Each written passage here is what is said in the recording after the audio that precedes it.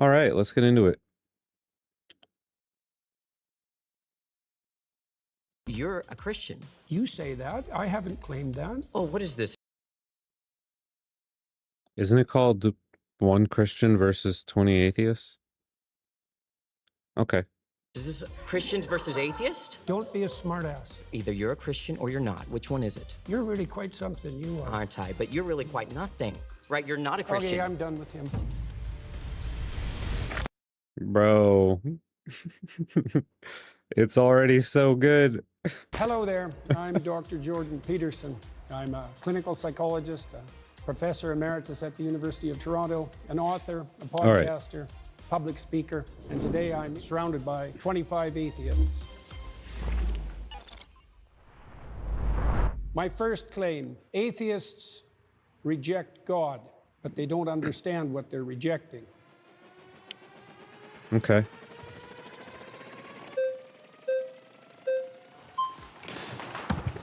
Good afternoon, Dr. Peterson. How you doing? So this claim here that atheists don't know what they're rejecting. My background is in studying to become a traditional Catholic priest, daily mass, daily rosary, going on long retreats, deep into the magisterium and biblical hermeneutics, like I was thoroughly in it. And it seems like I do know what I'm missing. Is there something that I missed over years of study, both this issue formally and living out religion so deeply? Well, you obviously feel that you missed something when you were practicing for the priesthood. Your aim was off then. So there's always the possibility that it's still off now. What was off about my aim in the first place? I don't know. That might take a long time to figure out. But then it seems kind of like this no true Scotsman type of fallacy in which you're the arbiter of people's aims and how they understand those aims to be. How is it that you can claim that people don't know something that you know about their life despite not having met them? Well, it's obviously a generic claim, just like the atheist claim that there's no God is a generic claim.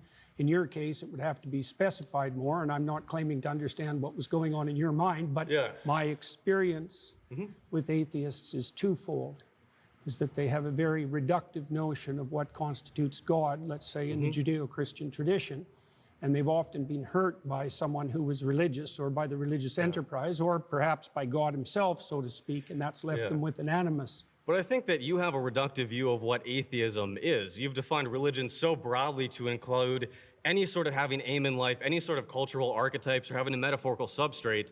And atheism to you is a very specific type of like three people in the world that are these Raskolnikov type of, they want to get away with a perfect murder. It seems like you have the reductive view of what an atheist is. Well, let's start with your claim. How do you define the God that you're rejecting? Like, what is God to you? You studied in the church, you found that unsatisfactory. How would you characterize what you rejected? I think the average Christian believer, when they say that they're Christian and they believe, they mean some sort of God that is all-powerful, all-perfect, is somehow involved in the matters of this world, and that we look to them through wisdom and with the Logos incarnate in Christ. And it also seems like you don't believe in religion in the way that the average Christian says that they believe in religion. And there are as many gods out there as there are believers, because everybody has mutually exclusive and different views of what God is. So it seems Well, like if everybody had mutually exclusive views of what God is, no one could speak to each other. Yeah, if I'm remembering correctly, I've heard Jordan talk about this before. I'm pretty sure his view is something like religion is like an inevitable consequence of like human morality or something like that. I might be wrong. He's probably going to explain it several times during this conversation, but he gave a pretty good answer as to like what an atheist would probably consider the concept of God to be. The mere fact of communication presumes a commonality of assumption and definition. And it's certainly not the case that I regard any archetypal manifestation whatsoever as equally religious. So that's not a real claim. Let me give you an example. For example, there's a sub-narrative in the story of Moses where Moses is rewarded with a glimpse of God. Okay, and that's one of the ways that God is characterized in the Old Testament stories. Yes. Now, Moses is a faithful servant of God and a good man. At least that's the case within the confines of the story. One possible interpretation. It's the case within the confines of the story, obviously. What, Well, there's not a, obviously. there's, When we look at the Bible can't precisely say anything because there are so many different exegetical and hermeneutic views of this particular book, and that everybody has agreed or everybody has disagreed historically on, it seems like, even the most benign detail about a book this big. And it seems like you can only say that the Bible says something if you first presuppose that it's univocal. so your claim essentially is that Moses in the Old Testament plays the role of a villain or is irrelevant? Because the alternative claim I'm is saying that we he's can't good. know because we can't talk to those Look, authors. if you are going to start with the presupposition that there's nothing I can say about any of these stories that you're not going to disagree with from the perspective that there are multiple potential competing claims, then I can't speak with you. So And you we have also have a short time here, so I want to get to the core of what you're arguing here, and I'd love if we could the kind core get of what Wait, so he's just gonna brush off? But that was like a good point. Like there's what's the word? Not coexisting. Yeah, coexisting theories about all the stories in the Bible and what they actually mean. Like they're very interpretive. Like they're even within the Christian faith in the different sects of Christianity, there's completely different interpretations of what every story in the Bible means. I'm arguing is that atheists reject God, but they don't understand what they're rejecting. So I'm trying to Yes. give you an example of what's being rejected and its complexity. Okay, so God rewards Moses with a glimpse of the divine. So this is a definition of the God that atheists are hypothetically rejecting. a possible one. I said Yeah. I didn't say the. I know. said That right. is possible, yes. Okay. So despite the fact that Moses is a stellar character and he's had a long and difficult life and can withstand a lot of difficulty and travail, God puts him between two cliffs. So he can just see a crack of what's in front of him. And when God walks by, he allows him to see his back. Okay, so the implication of that story is that the divine is fundamentally unknowable. It's a pinnacle experience, and that people in their finitude have to be shielded from a comprehensive vision of the basis of reality. Well, that's not the God that's defined in that manner, right? It's not a simple personification. It's not a simple old man in the sky. It's something that in its essence is unknowable and overwhelming. And that isn't, in my experience, the God that's defined by atheists who are attempting to undermine the story. I mean, it's the same claim, for example, that you're a finite creature and that you face something that in the final analysis is unknowable, and that you have to establish a relationship with it regardless of your inability to perceive or even withstand perceiving the whole. Okay, is there a problem with that?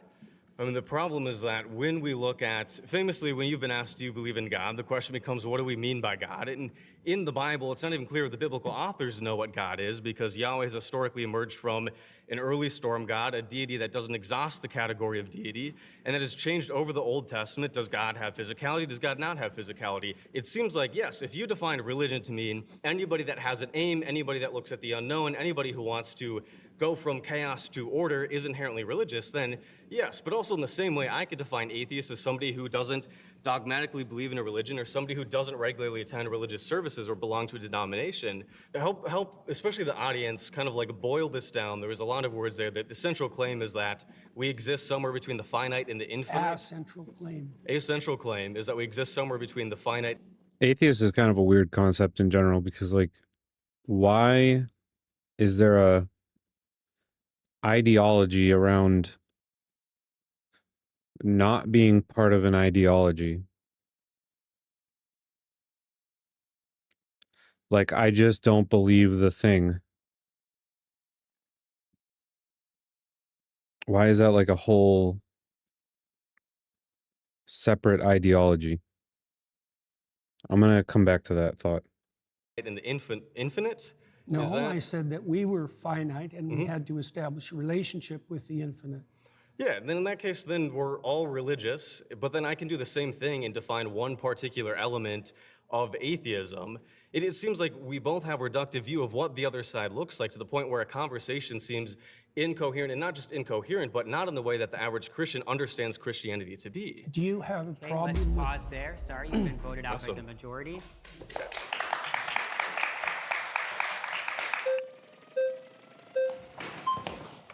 Hey, how's it going? How Nice are to meet doing? you. Nice to meet you, too. David. David, good to see you. Tell me everything that you know about the Polynesian deity Lono, L-O-N-O. I don't know anything about the Polynesian deity Lono. So you're rejecting something without knowledge of what you're rejecting. I'm not rejecting it. Do No you more be- than I'm do rejecting you believe in anything that Lono? I don't know anything about. Do you believe in Lono? I Do you fail to believe see that the he is a relevance of deity that exists in the world? Exists? This is vote him out. This is a terrible argument. This is an absolutely terrible argument. Get this guy out of here. You can't accept or reject something that you don't know anything about yet. Like, In the universe, that exists in the existence of everything? Do you believe that Lono I'll is answer a that being? question once you answer my question, which is, do I reject everything that I'm ignorant of? Because that's your presupposition that undergirds your argument, and unless you can prove that that's valid, then there's no point. My question is quite simple. Yeah, but that doesn't Do mean you it's believe- formulated accurately. Do you believe that Lono exists? Yes or no? I'm not going to answer that question for the reasons yeah, that's a silly question. If you don't know what that's like an absurd. This is a terrible argument. I just described. You already insisted that if I reject something, that if I'm ignorant of something, I reject it. Do you think that everyone in the world has to know everything simultaneously for that to be valid and true? I think in order for your Answer that argument question. to be true, in order for it to be true that we atheists don't understand what we're rejecting, then you need to also apply that to yourself and to Christians and to Muslims and to any other person on this earth, where if you don't understand what you're rejecting the belief in, then you can't reject the belief in it. That's the implication of your I didn't claim. say that I rejected the belief in Lona. I It's- said it's I didn't Lono. know who Lono was. I didn't Right. say anything about rejecting. That's because I've asked you several times and you haven't, but let me get to my Because the question presupposes something that he's not gonna cede that. That's crazy. Like, if he doesn't know, he never said that he rejects things because he doesn't know what they are. He said that atheists don't understand what they're rejecting. There's a difference between knowing about something at all and not understanding something that you think you know about. Those are two completely different concepts. even greater point. Mhm. You're saying atheists don't understand what religion is or what God is in order to be able to reject it fully or completely. We have someone over here who studied it in their own way. I've studied religion. I have a degree in religious studies, specialty in Christianity and Mediterranean traditions. And further than that, beyond me, Pew Research studies suggest that atheists and agnostics actually know more about religion and about religious stories, the foundational principles, than believers. That's because they're more religious than they think they are. Okay, you can. They're concerned with deep matters, and one of the defining characteristics of someone who's oriented in a religious direction is that they're concerned with deep matters. Okay, In fact, it's virtually definitional. right, but they also have to identify with a religious tradition and accept the foundational stories that go along Well, with that would mean more that they're sectarian than that they're religious. And most people, for example, in the United States, deny that they're religious but accept that they're Okay, let's spiritual. pause there. You've been voted out by the majority.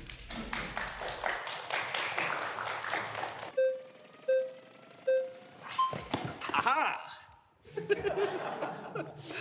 Hi, nice to meet you. How are you doing? Good, how What's are you? your name? I'm Greg, nice to meet Hi, you. Greg. Okay, so I feel like you're getting at this idea of polysemy, where we have multiple related meanings for a word, right? Like, for example, a famous painting can be emotionally moving in that it changes my emotional state. And when I was on the highway coming here to the studio, I was physically moving, I was changing my position. If I said, I believe the Mona Lisa is very moving, and you said, you don't really understand what you're saying, it's nailed to the wall, I would say that you're the one who doesn't understand what I'm saying, not the other way around. And the way that relates to this is there are many concepts of God, and I'll admit I find a lot of what you say about that interesting. I'm familiar with it. The idea of this kind of Jungian hierarchical thing, or as a metaphor or a symbol, or the kind of atheist, materialist, literalist idea of a agentic, omnipotent, omniscient being that intervenes in reality, right? So when I'm saying that I reject the concept of God, I'm aware of these other definitions of God, but I think that when we use words, we tend to only imply one meaning at a time. So the same way that I would say the Mona Lisa is moving emotionally, but I would not say it's moving physically. I would say I reject the concept of God in this very literal way. But What literal way? the way that God is this omniscient, omnipotent, agentic, supernatural being that sent his son down and has, caused miracles and all these things like that. The idea of God is Do you think that there's an underlying unity of things? Could you explain that question? Well, scientists, for example, believe that science unifies in a comprehensive theory. Do you, yes, no, or that there are multiple competing truths? Those are the options. Either things unify or there are multiple competing truths. I think that I know that, for example, like in physics, people are looking for like a theory of everything. And why do you think they're doing that? It's interesting, it's helpful. But they also believe that there's an underlying unity to things. In a sense, yeah, like like the material world and time and space are probably governed by universal laws and principles. Partly that, yes, yes, but that the same thing might extend to a broader domain that would include imagination and value. Could you help me connect that to the prompt? Well, I'm trying to define God, the God that I don't think atheists do a very good job of defining. Here's another question for you. What do you think guides you in your determination of whether or not what you're saying to me is true? Can we go back? Can we stay on what we were talking about? We are. Okay. You're just uncomfortable with the question. No, I feel like you're just kind of throwing different spaghetti at the wall. I'm not. Okay. I asked you a very specific question. What is it that you think guides you when you're talking to me to help you determine whether what you say is true? Logic, memory, reasoning, sensory information. How do you distinguish that from being governed by something that's false? An interesting question. How do you know the difference when you speak between what's true and what's false? So you could imagine. I mean, wouldn't it be the same answer? Like he wouldn't know necessarily, but he would come to conclusions based on the information that he previously just mentioned. Right? Right. I can infer. I can. From what principles? So, and what are you getting at? I'm getting at the fact that your conscience guides you. Is that reasonable?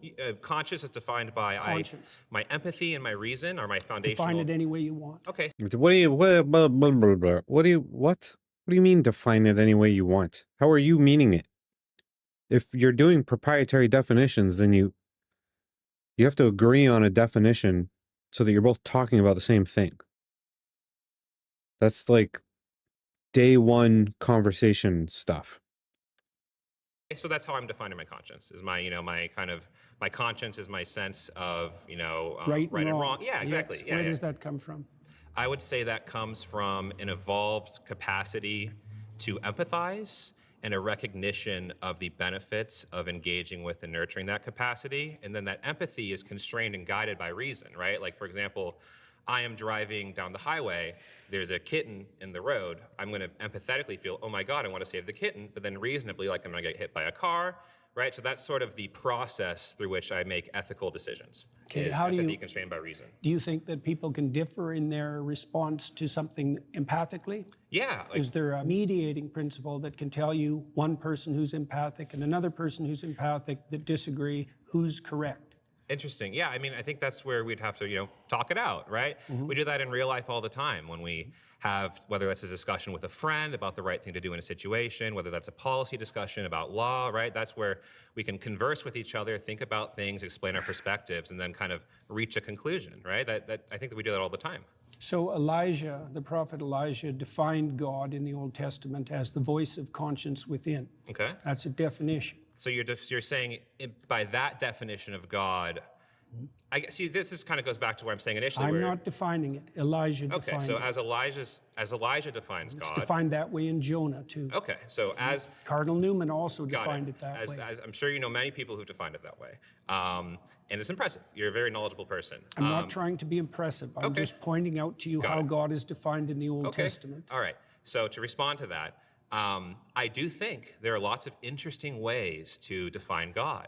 And that goes back to my kind of opening Then how do we statement. specify what we're arguing about? We use context clues, or again, it goes back to my example of the Mona I'm Lisa. defining God as conscience. Okay.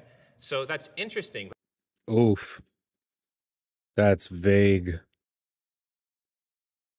That's vague. So now we're kind of just like throwing God out the window. And we're basically saying that God is a concept to describe basically things that have no like evidentiary backbone, like our conscience, like our morality, things that we can't point to in the universe or have like an algorithm that explains them. And if you're defining God as just conscience, then you're not even talking about like God anymore. You've created this concept, you're attaching the word God to it, and that's like I don't know how you even argue against that position because it's so all encompassing. It's like God is just the things that we can't explain, essentially. And if they're things that we already can't explain, then you can't really like explain against them. So like when an atheist says, I don't believe in God, that is not the definition of God that we're using at all. But if that's going to be the definition that we have to argue about in this, then I don't even see where this could go from here.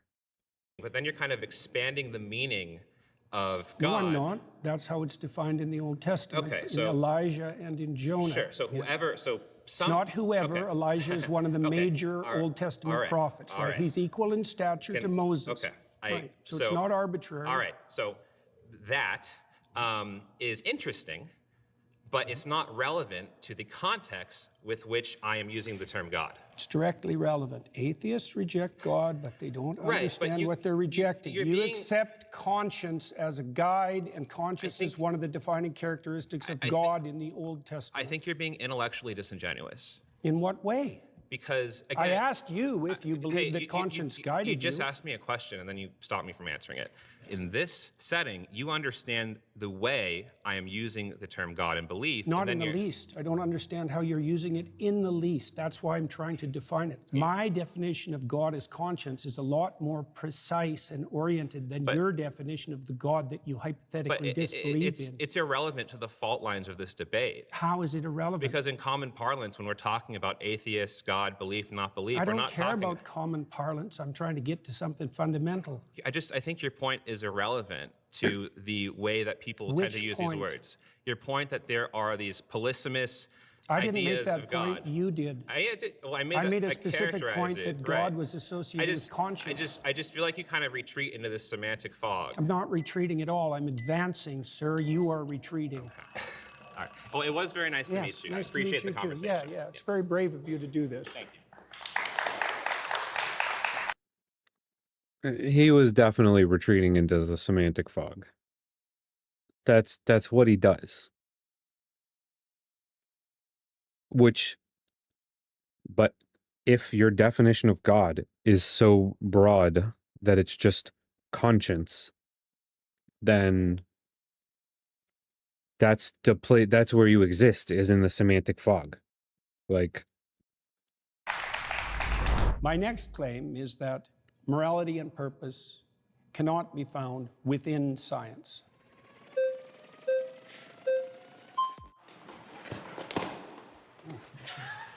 What is up, Mr. Canada? How you doing, man? I'm doing great. What's How are your you? name? Brian. I think it's interesting that you say that morality and purpose can't be found in science. Actually, No, within science. sure. Yeah. Sure. Yeah. Purpose, I actually grant you, because purpose is subjective, right? Unless you want to boil it down to the purpose of life is just to procreate, right? Sure, whatever. Morality is actually something that we do see We actually have examples of Neanderthals, an older individual was found in a tribe, missing an arm, missing teeth, still alive somehow in his 40s, 50s, right? Typically, you're this a is a bad Neanderthal, argument. you can't eat, you can't hunt, you die, right? But we know that members of his tribe were taking care of him, right? So we know that at some level, early in our evolutionary history, we actually developed altruism. We have examples of chimpanzees who actually have a basic understanding of fairness, right? If you give a chimpanzee 2 grapes, right, and his buddy gets 3, right? He actually freaks out, right? But you give both chimps 3 grapes and they're good. We have examples of parrots. Except for the greedy chimps. Except for the greedy chimps. They want 4 grapes. They want 4 grapes. You know, those do exist, right? But we have similar examples where we do animal tests, right? And So morality is intrinsic. I think So it precedes science. I think that actually right? a better way to define it would be that social animals, which we are, right, Yeah. require some level of morality or Into what? I'm not disagreeing. Sure. Why do they require that? Because it's the only way that social groups can actually survive, right? That's my point with Sure. regards to science. Thank you very much. Is that Precisely the point that you just made, that science has to exist within a moral framework that isn't in itself scientific. how's that not scientific? Well, because it's not derived from the scientific process, as you just It indicated doesn't need by to derive pointing from the to. scientific process. Well, It's hang the on, fact that hang on a sec. we are social animals, and we need that to exist as a group. I right? agree, but Sure. you pointed to the morality of Neanderthals, to the morality of chimpanzees. They didn't derive that from science. They don't need to. That's not how That's that my works. point. Science explains it. So you No, just, science doesn't explain morality. it doesn't explain how social animals would need to. Jordan's right on this one. Whatever you want to call it, I wouldn't necessarily call it morality, but there's always some kind of, so like science doesn't just like exist. It exists as a catalyst for something that we have like a desire to explain or expand upon. So that desire, that purpose comes before the science part. So he's right. I think they're kind of talking past each other though a little bit. Like I think he meaning this other guy, I didn't catch his name. I think he's defining science as like just how we describe the world, but science is actually like a process and a method for deducing things about the world. So I feel like they're kind of talking past each other. To be Well, that's altruistic. a complicated question. But we see it though. Yeah, but explaining the evolution of morality and explaining morality itself aren't the same thing. Okay, so you're asking why does this happen? Yes, that's more accurate. Because we're social animals and we Yeah, need but there's to be. more to it than that. Is there? Sure. For example, so we're moral animals that have a sense of the future. Sure. Okay, that makes us unique, and that structures our morality. No, actually, there are other animals that can predict the future, or not, Not predict really. the future. No, tigers. Actually, there was a tiger at the SF Zoo that killed somebody, and so Hunting actually, animals. Look, no. Kids threw shit at the tiger. The tiger actually plotted its escape, and it found the I'm not kids. saying that animals can't think. Okay. No, but let's they can pause here. perceive the future. Yeah, he's misunderstanding a lot of terms. It's someone else's turn for That's what I'm sure. saying. Well, Voted out by the majority. Thank you, man. good man. Yeah.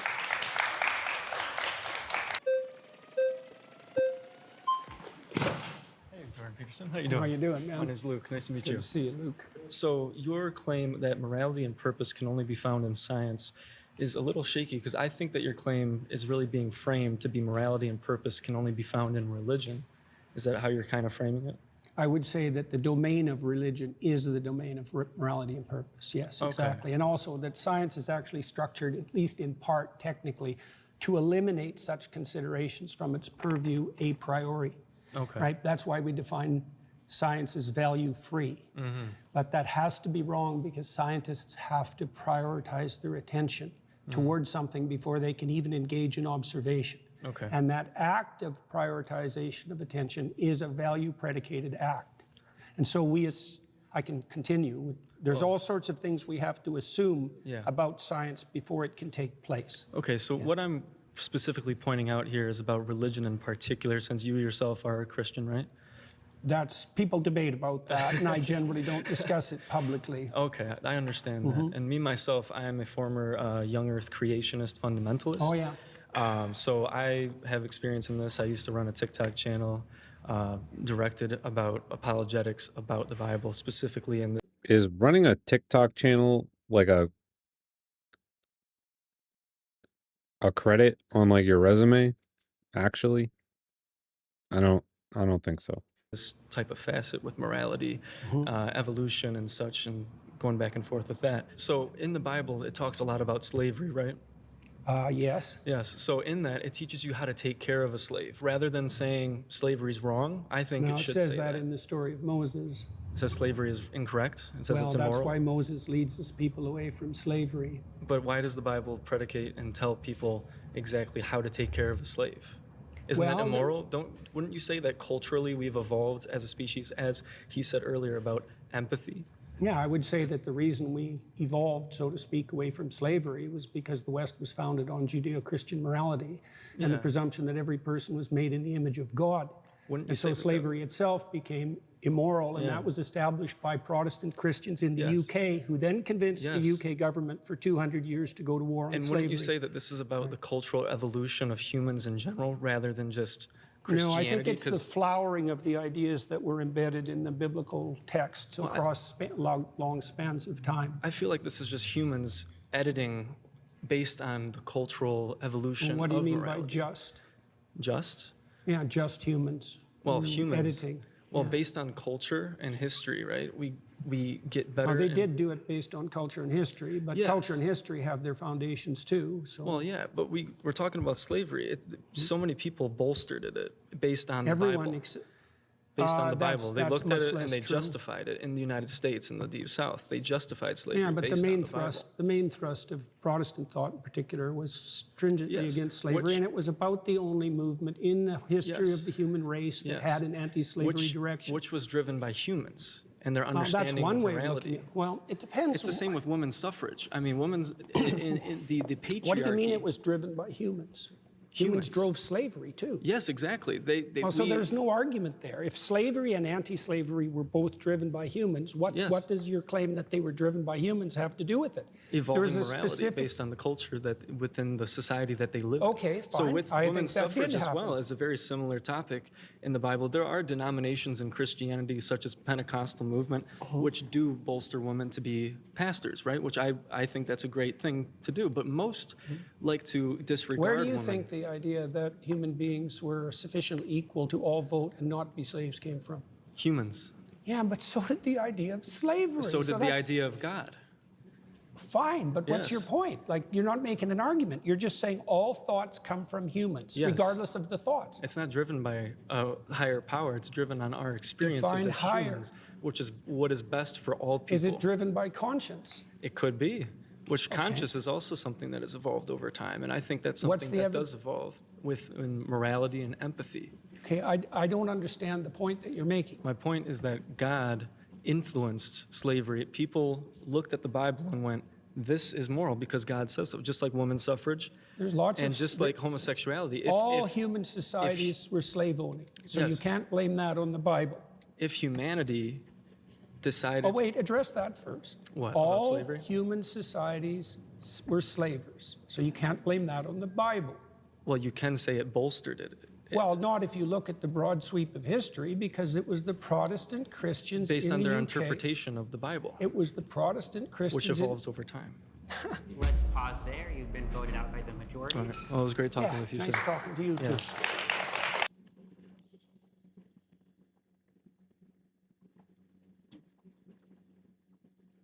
That one was boring. That's like, pretty sure it's called apologetics. It's like explaining the bad things in the Bible away as just like they were historically relevant, but now we understand the concepts more. And like that's why eventually Christianity led to the rejection of slavery, It's an interesting argument, but they didn't really get into it.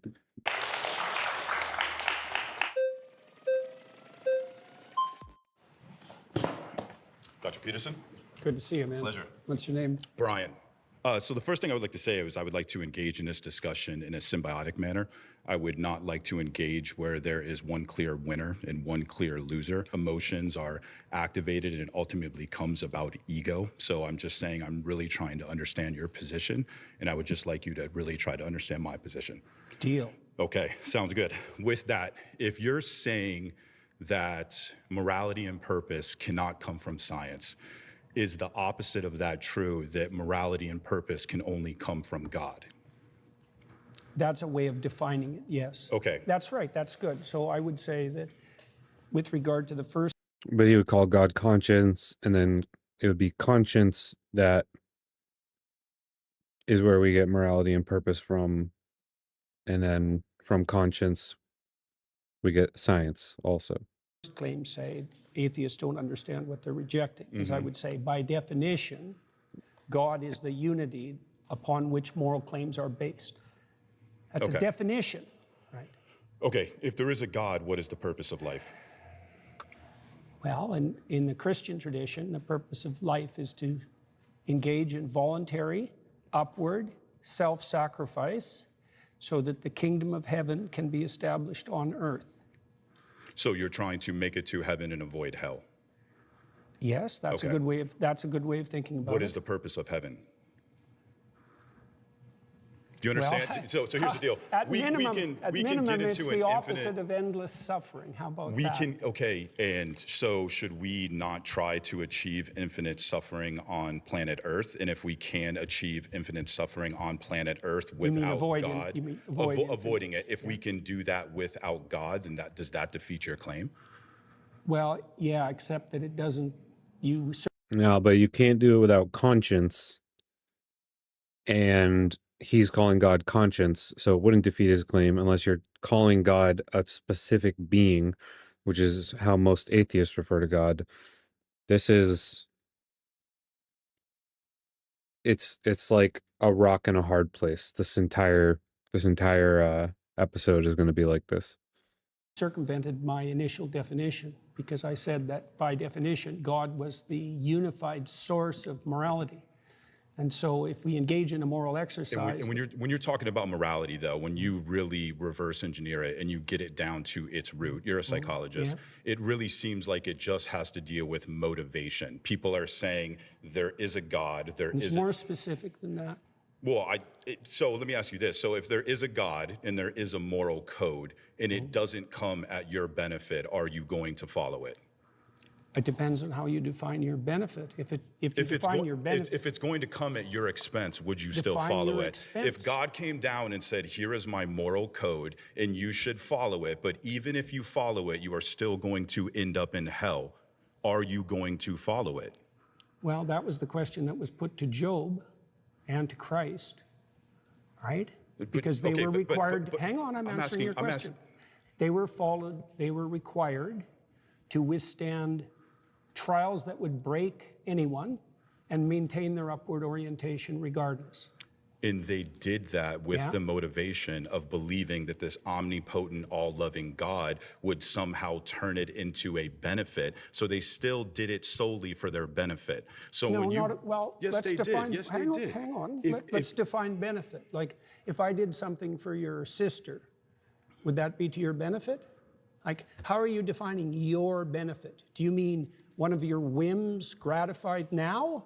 Or do you mean you and everyone you love and know over some reasonable span of time? Like, so what do you mean by when you're talking about whims, I think you're talking about something that's more dopamine. When you're talking about morality, you're talking about something that's more serotonin and more ultimately satisfying. So you and I agree on a lot. I mean, when it comes to talking about how men should be masculine and things of that nature, you and I are 100% in agreement. We just don't agree on the justification that God is the only thing that provides morality. It's not a justification, it's a definition.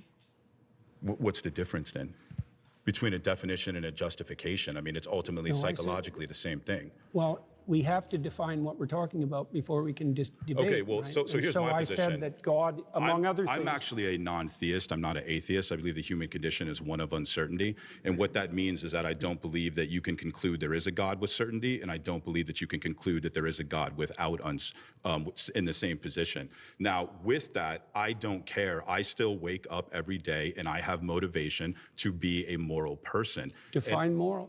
Moral, what I ought to do. Okay, and how do you And come what to that I ought to conclusion? do, ultimately, it comes down to what not just benefits me, but what benefits the entire planet, what benefits the entire system. I think that your entire moral perspective comes from linear thinking. And when you look at the reality of the universe, it's actually more so holistic. So when you look at how Aristotle defined God, when he said that there had to be an unmoved moved or an uncaused cause, he was defining God from a linear perspective. And you do the same with morality, and you do the same with purpose. How does my I definition reject of that. morality, how does my definition of morality hypothetically differ from yours? Because you're saying that there's something that exists in a vacuum, that it exists in and of itself, and nothing in the universe exists in a vacuum. Nothing exists in and of itself. It's a whole systems-based morality. It's a systems-based reality. Is there a and that hierarchical is what the structure? quantum. Is there a hierarchical structure? Are some things more important than others? Are some things, I think some things lead to more benefits than Then, others. by your own definition, some things are more important than others. Yes. Okay. Okay, What let's is pause there. You've been voted out by the majority. They were just each having their own separate conversation about two different things. And this would get good if somebody who comes up uses Jordan's definition of God to try to counter his arguments, but I don't think any of them prepared for that.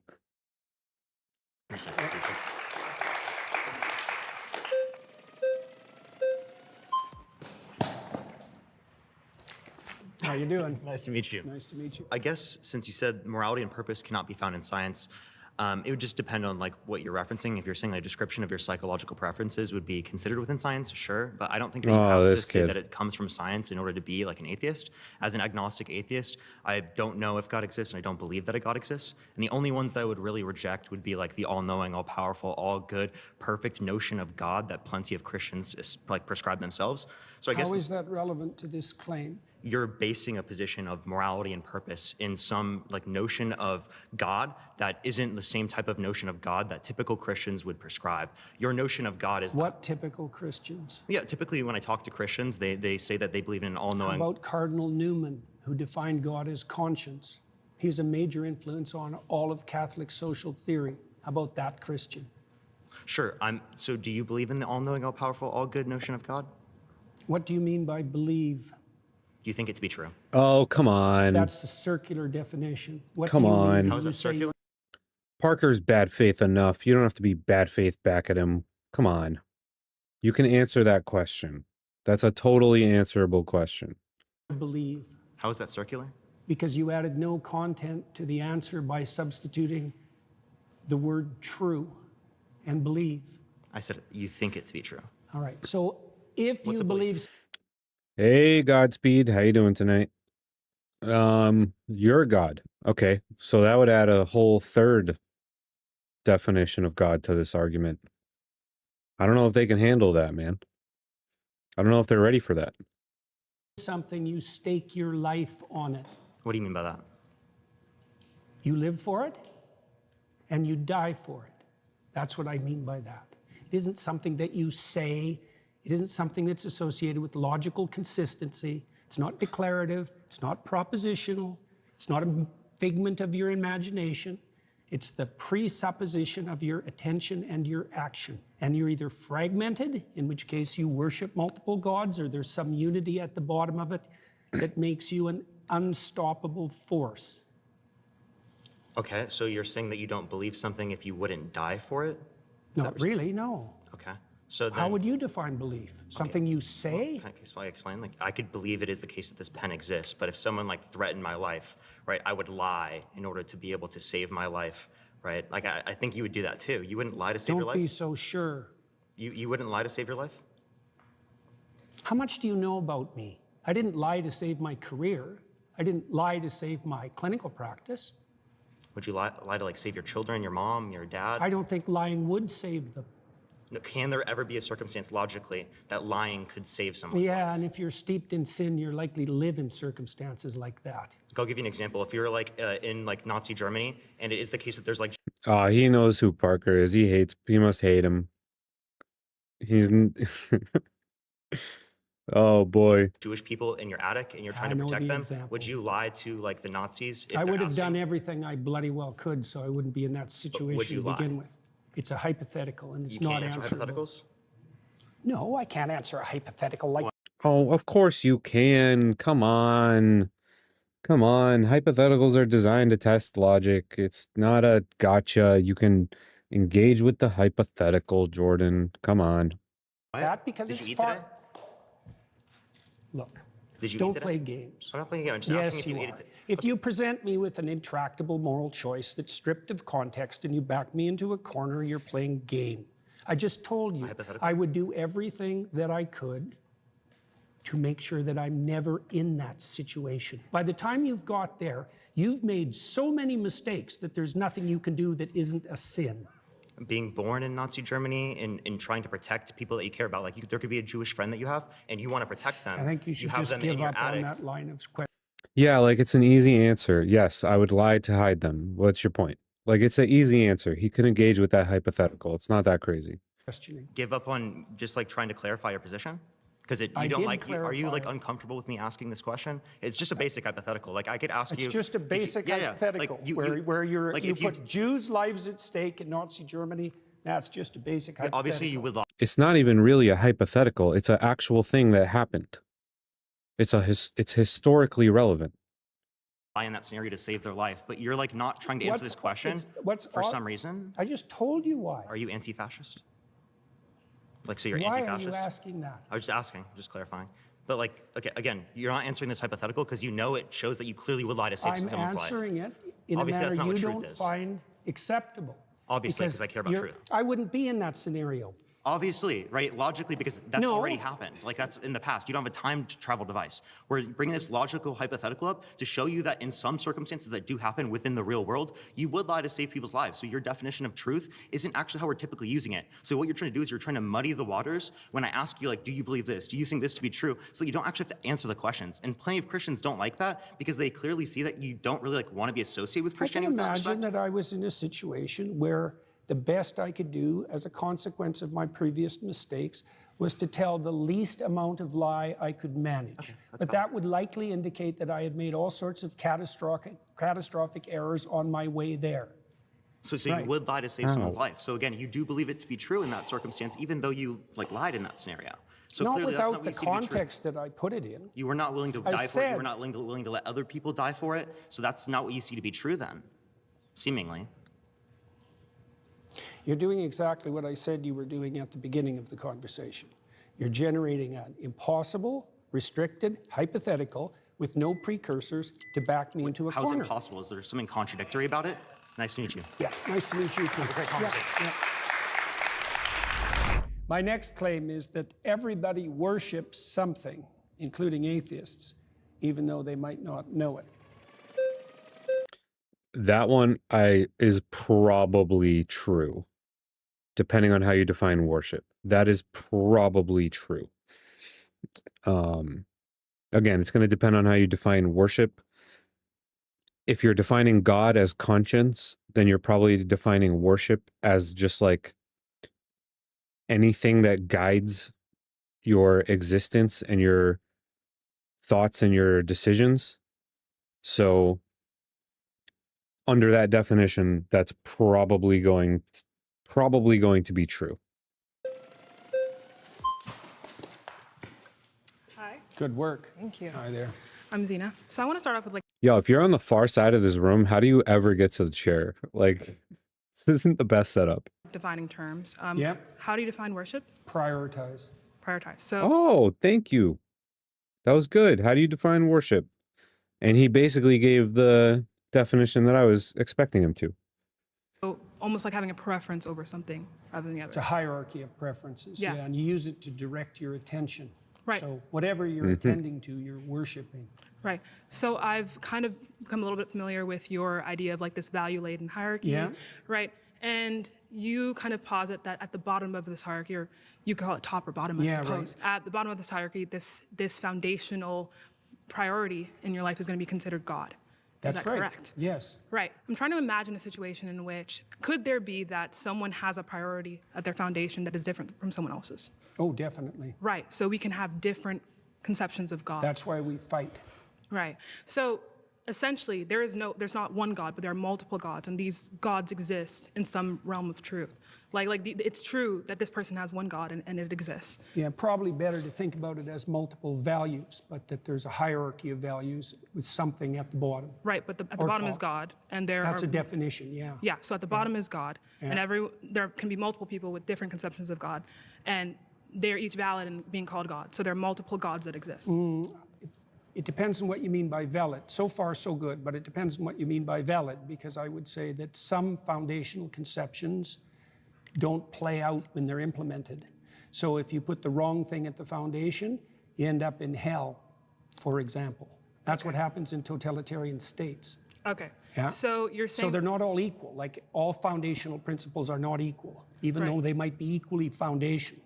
Right. So what makes one kind of foundational tenet like better than another one? That's an excellent question.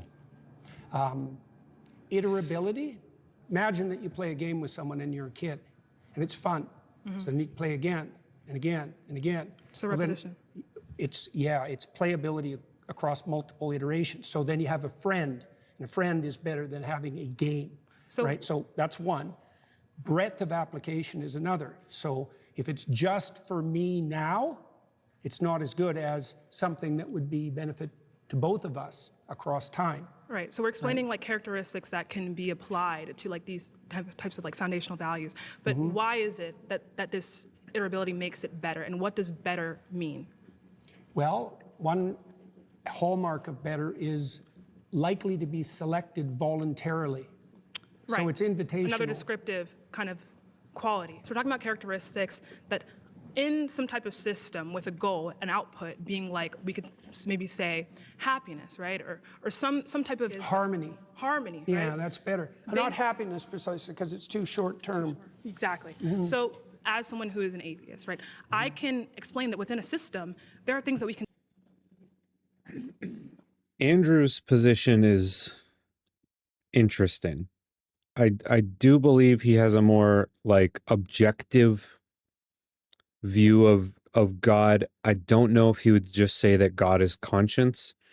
I agree with what Jordan's saying here about how we value different foundational beliefs, and that they are not all just equal because they're equally foundational. That makes a lot of sense.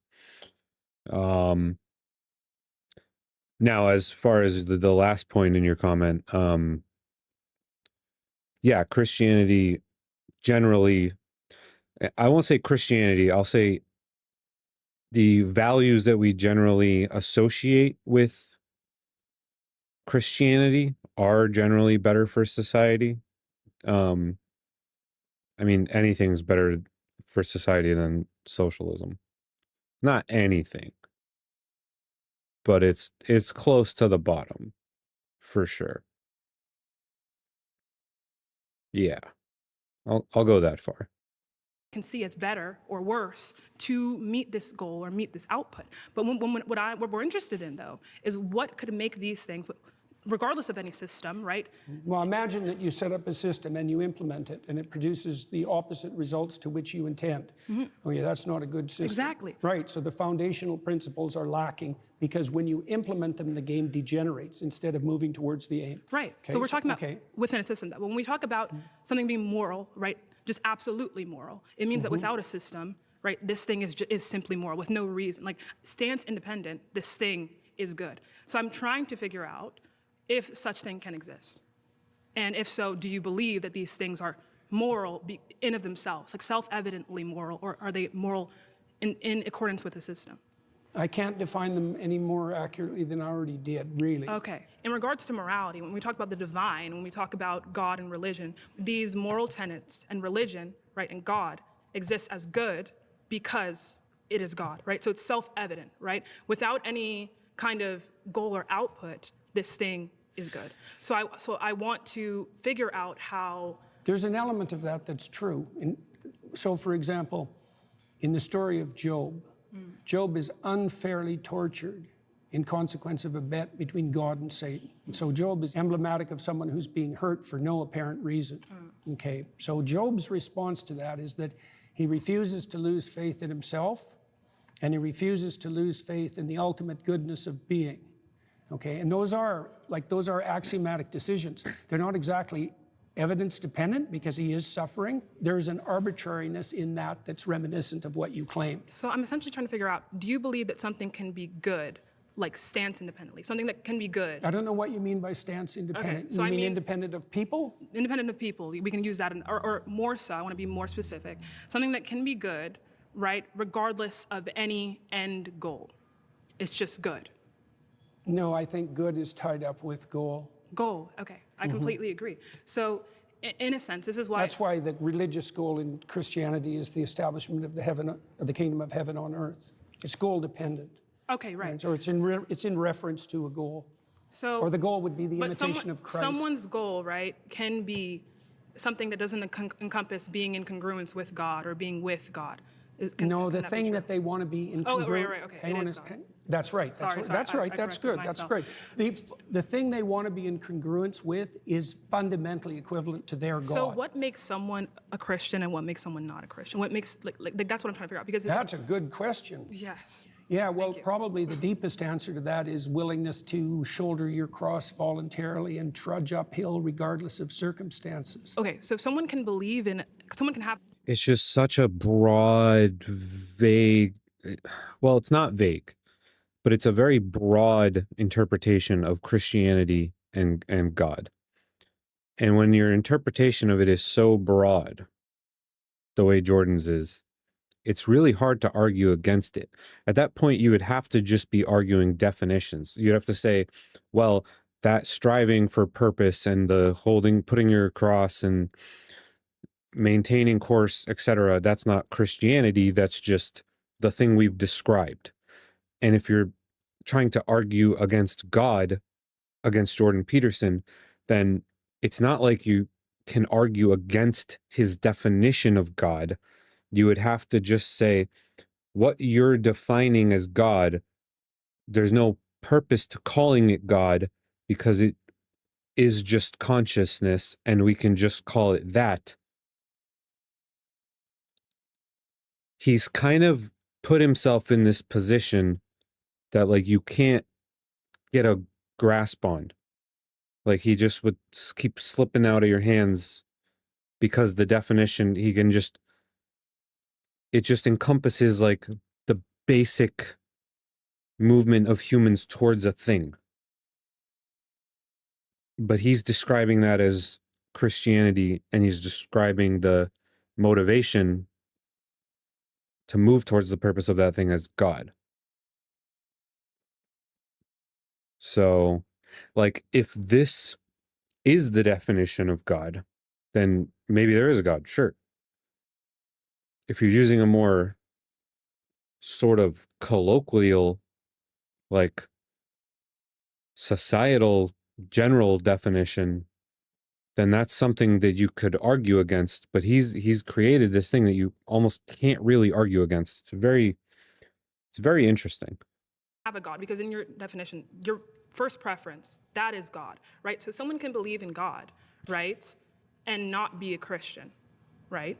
Yeah, well, there's a statement that Christ makes in the Gospels. He says, not everyone who says, Lord, Lord, will enter the kingdom of heaven. So not that they're even saying that they believe in God, but they just... No, but that's why I'm saying this to you, is that Christ himself points out that there's a difference between people who say they believe and people who act it out. And the fundamental issue is the action rather than the stated belief. But he also says that, to be saved, right, you must believe God has died for your sins, or that God has resurrected and... I disagree with God equals consciousness because I've come to believe from my limited understanding of psychology and neurology, consciousness is an emergent property of our brain. I would tend to agree with you, but then Jordan would just say that consequence of that emergent property of our brain is just what we are referencing when we use the term God. So he would just he just sidestep it. You know what I mean? Some way. So it's like, I don't necessarily think that we can take from the Bible and say that like acting in accordance with God necessarily means, or acting in accordance with, you know, the principles of God, like for example, sacrifice, like you talk about, means that you are Christian. I don't see how you can get that from that interpretation and then, you know, kind of justify it as the true I don't think that the fact that you sacrifice is sufficient to make you Christian. So can we repeat once again what you believe makes someone Christian? There's many things, but one of the most fundamental is that you believe that the cosmos itself is founded on the principle of voluntary self-sacrifice. Best founded. Let me offer you a contrary example. So I could assume that power rules. And so that my assumption would be, if I can make you do it, I win. Right, and I can found a whole society on that. Yeah, it's tomato, tomato. It's an argument about like, what word are we going to use as a descriptor for this thing that we all agree is a thing that does exist. But Jordan's going to call it God and we're going to call it something else. And it's tomato, tomato. It's like it's not circular, but it's like it's a rock and a hard place. Like there's no, like we agree that this thing exists and now we're just each going to have our own proprietary definition of that thing. And that's like the end. That's the end of the conversation. That happens a lot, by the way. And that's also how societies tend to degenerate. And so that would be a society that was founded on the principle that you get to sacrifice and I don't have to. Right. Now, the contrary to that would be something like you give up voluntarily and with courage all the things you need to situate yourself properly in relationship to the future and other people. Right. So then there's a harmony. That's why I talked about harmony earlier. So you navigate your life, right, in accordance kind of to this principle of self-sacrifice. Can I say it in that way? Yes, you can definitely say it that way. That's exactly right. And navigate is the right term. So someone does not have to have any awareness of Christ, of the story of Jesus, but let's say 60% of their actions, right, or more, whatever kind of metric you want to use, are in line with this self-sacrificial. So the Christian thinkers of the Middle Ages dealt exactly with that problem when they were talking about the pre-Christian philosophers, for example. And they noted the similarity, let's say, between pre-Christian Greek thought and later Christian thought, and presumed that there were moral actors outside the Christian domain. Right. So is that person Christian, though? Is that person Christian? Well, to some degree, again, that's a matter of definition, because they wouldn't be proclaiming Christian propositions, but they're acting out the pattern. Right. So so you imagine that full Christianity would involve a dozen things. And you can imagine someone who knows nothing of Christianity, say, acting out 8 of them. Right. So then they'd be 8/12 Christian or something like that. Christian. Well, but to be like a full Christian, how can someone say I am Christian? Like I am Christian, not 8/12, but Christian.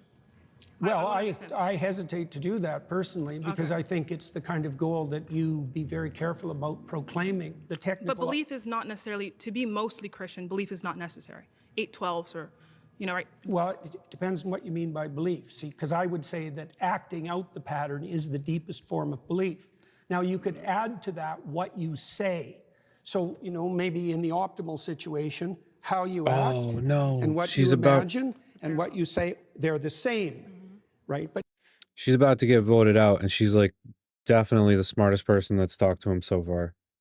You can imagine a hypocrite who says all sorts of wonderful things and does nothing, and you could imagine another person who acts in a very positive manner but proclaims nothing. So what I'm kind of seeing is like a descriptive, a really comprehensive but descriptive analysis of human action, human thought, and by which we can characterize people and put people in boxes. But I don't see. Why in boxes? Like, when I say in boxes, I mean like I can categorize you based on your actions, not based on necessarily what you say, but based on your actions that you are more so or less so Christian, right? Things like that, right? So we can categorize people as Christian. Well, I would say more or less voluntarily self-sacrificing. But that's also what we came to, though, is that someone can be like 60% or 70% Christian based on simply just acting in that way. Yeah, Richard Dawkins is like that.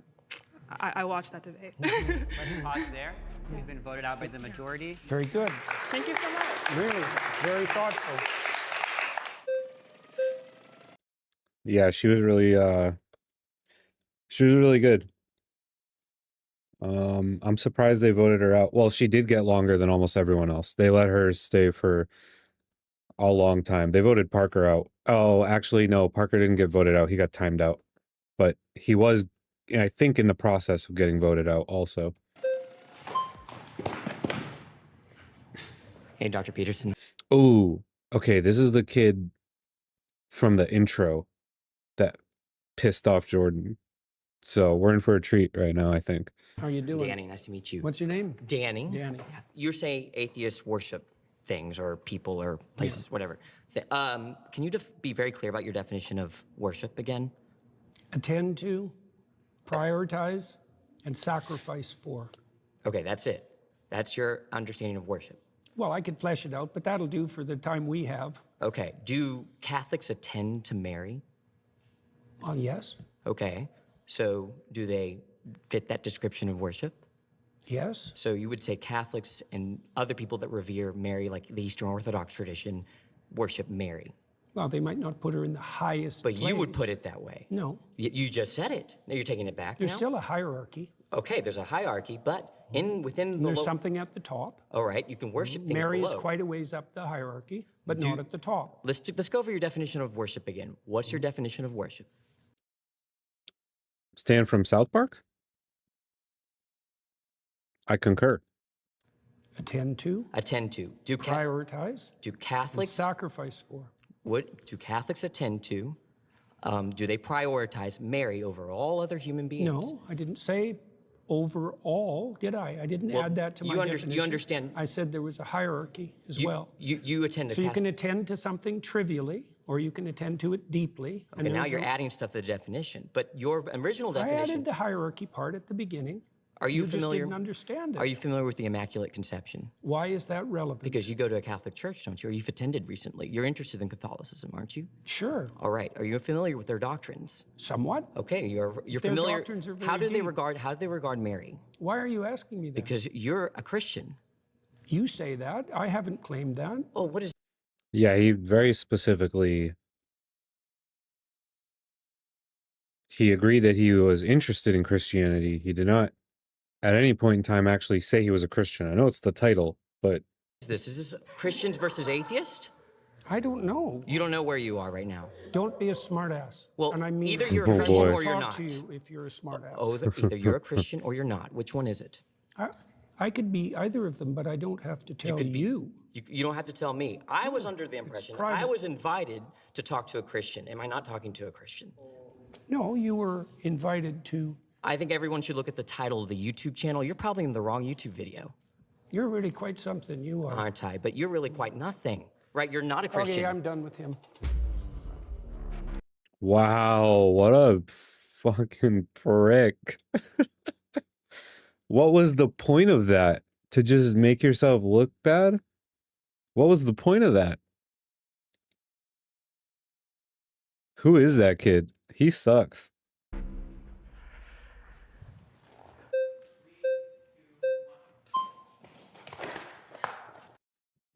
Oh, wait, it was supposed to be Satan. Satan's from South Park, too. Hi there. Hi, nice to meet you. What's your name? Gerard. Hello, Gerard. Nice to meet you, sir. So you've said that worship is when you prioritize and sacrifice for something, right?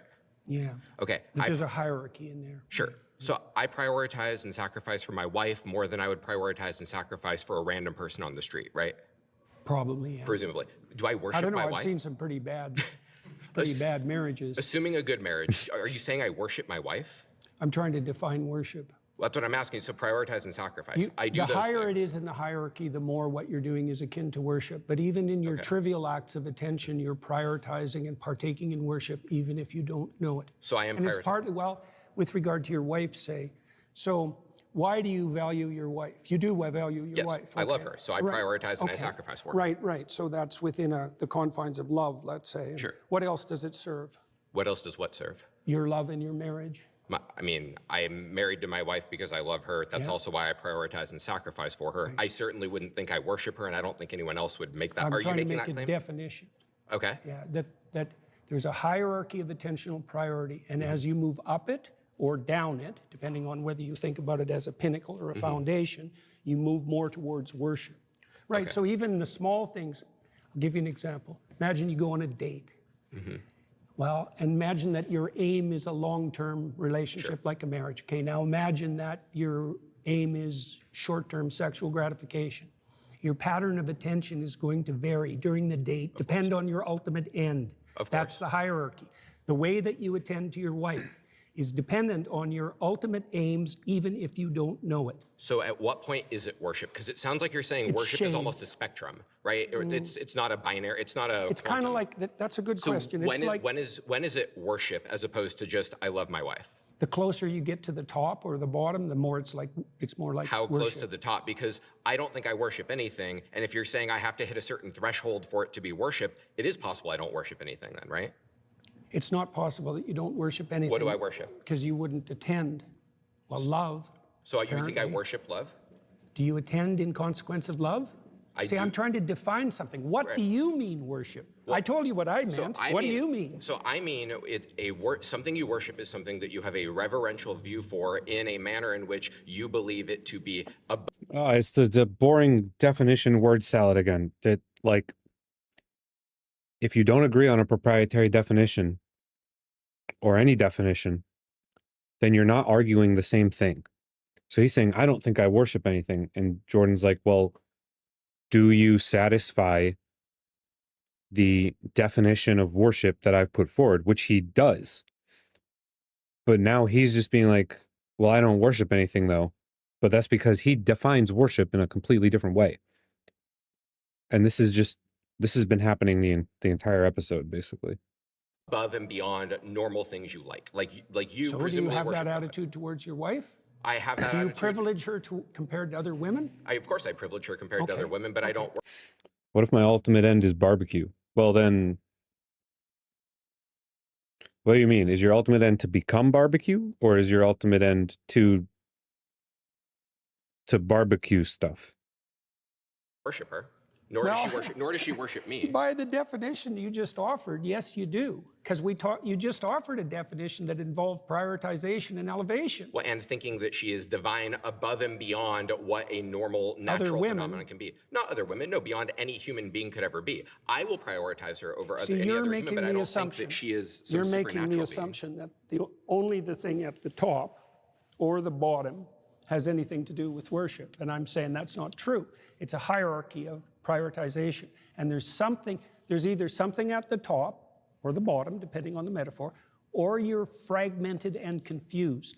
Those are the only options. So let's say you're either going in many directions, or you're going in one direction. So let's suppose I'm fragmented and confused. Then you agree I don't worship anything. No, then you'd worship multiple things. So what's the threshold when it's worship, right? I prioritize a lot of stuff. I said that the closer you get to the pinnacle, or the closer How close? you get... Can you give me some sort of metric? How close do I got to get to this pinnacle? Do you know the difference between cheap literature and deep literature? Yes. Okay, that's the same issue. And how do you distinguish between them? What's the difference between cheap and deep? I mean, it's really an opinion-based thing, right? Is it? So it's just an opinion that Dostoevsky is better than a porno magazine. Well, I've spoken to people who think To Kill a Mockingbird's cheap. It's one of my favorite books. So, I mean, people will differ on opinions. Well, just because people are stupid about things doesn't mean that their opinion is valid. That's certainly true. I agree with that. Okay, well, do you think there is a hierarchy in literature? Do junkies worship their drugs and the drug abuse? I don't know. He would probably say they worship something else, like the feeling that they're chasing, and that the drugs are like a separate consequence of that. That's my guess. But I'm not sure. Quality. I think that there is a hierarchy to an extent in literary quality, but I think once you get to a certain threshold, it is just opinion. Like, I agree. Dostoevsky is better than a porno mag, but is F. Scott Fitzgerald better than Ernest Hemingway? I don't know. Yeah, fair enough. Why do you think that? Because of what a book is, what literature is. Dostoevsky, he follows what literature is the purpose of more than the porno magazine does. Good. Well, so it's about purpose so and let definitions. Yeah, sure. Let me give you an analog then. Okay. The depth of worship is analogous to depth of literary significance. And the closer you get to what's deep, the more religious and worshipful your practice. So to and use maybe you your don't know what's at the bottom, but something needs to be, or you're confused. Well, so to use your analogy then, how deep do I have to go for it to be worship? Do I have to be Catcher in the Rye? Do I have to be War and Peace? Or It depends on what, is it depends on Twilight what enough? you're seeking for. I'm seeking to know whether I worship something. You've claimed I worship something, and I Well, if want you to want know. to have a deep and meaningful life, then you have to go all the way to the bottom or the top. And insofar as you're capable of doing that, because otherwise you'll be fragmented and miserable and anxiety-ridden and hopeless. So I have to worship something to have a meaningful life. And if I There's worship no difference between those two things. Okay. They're the same thing. So if I don't worship anything, my life will not be meaningful, correct? Well, that's the definition of nihilism. Okay. So if I'm a nihilist, I don't worship anything.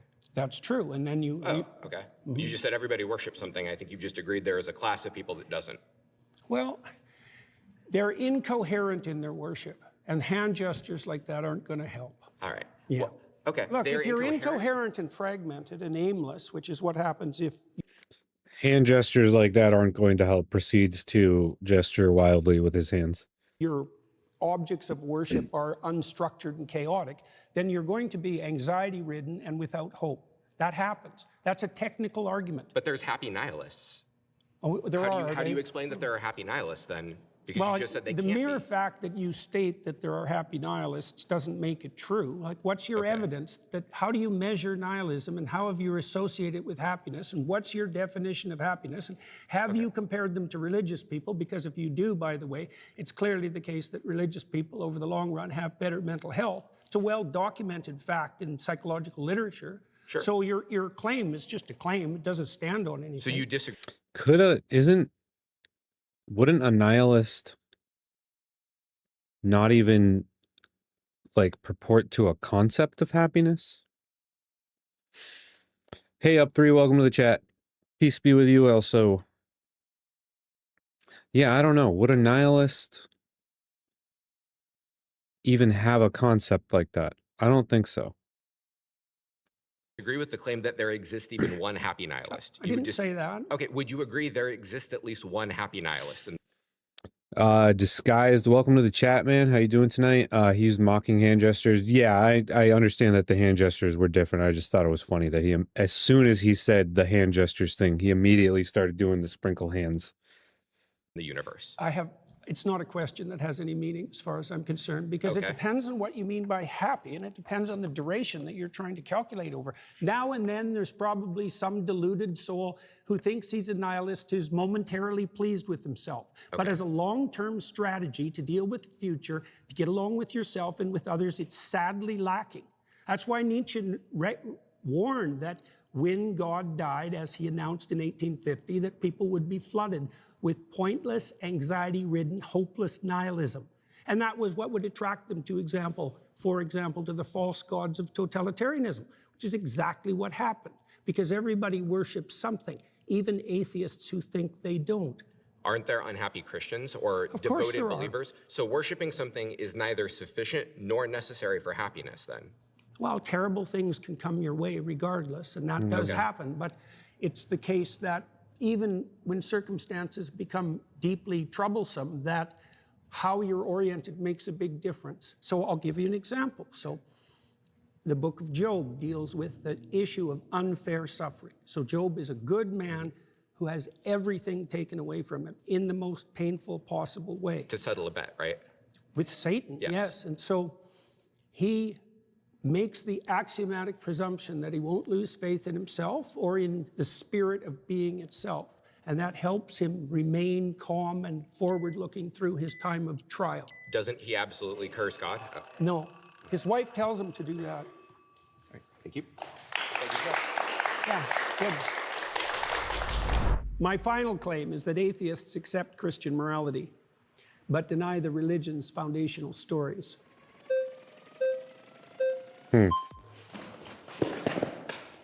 I don't think all of them do. I think there are a lot of so this is going to be the difference between like an objective morality and normative ethics, and there's like this big crossover between the two. So it would probably look like most secularists accept a similar type of morality in certain circumstances to a Christian. Let's see if anybody can untangle that. Hi there. It's very nice to meet you. What's your Ian. name? I'm Ian. Hi, Ian. Yes. So God says that you can own people as property. He says that you can beat them with a rod too. He commands genocide in Deuteronomy, in Numbers, and in Samuel. I mean, they have a goddamn baby barbecue in Numbers. Like, is all of this in line with Godspeed. Is that the kind of barbecue you were talking about? Because if so, I disavow. Christian ethics? No. So then God doesn't fit within Christian ethics. Well, the biblical library is a continuing story, and everything written in it has to be contextualized by the entire text. There's 65,000 hyperlinks in the biblical text. And you can take pieces of it out of context and criticize them, and that's what you're doing. But that's a mistake. I think it's an analytic mistake because you're putting the cart before the horse. I really don't think so. I think Yeah, that no, if we say that something is Christian ethics, then I think that all of the books essential to Christianity would fit with it, especially if it's like the main character. When we're talking about How do you deal God, with the morality of war? So how do you think you should deal with the Sure, morality of war? sure. Because I feel like the morality, like I feel like Christian ethics, like this is kind of, I guess I just think it's like kind of an absurdity to say that God doesn't fit within Christian ethics. But sure, well, we can go on my ethics. That's totally fine. I don't know what you mean by an absurdity. What game are you playing with Well, that I just think question? that it's an absurdity to say that the Christian God doesn't fit within Christian ethics. That like the Christian I God didn't isn't say like that. Christian I ethical. said that the specific statements that you made don't take the context of the stories into account, and so that your analytical approach is faulty. Sure. Don't put words in my mouth. Sure, then let's go through Thank the you. example. Yeah, so, and I apologize. So let's go through the example. So in 1 Samuel 15:3, God says, go and slaughter the Amalekites, slaughter the men, the women, the children, the infants. What's the justification for that? Is that in line That's a with good Christian question. ethics? That's a good question. I don't really know what to do with the terrible, blood-soaked, saturated history of the human past. I don't know. And I don't think anybody knows. I mean, what you try to do in your own life, as far as I can tell, is to conduct yourself in a manner that makes such things much more unlikely.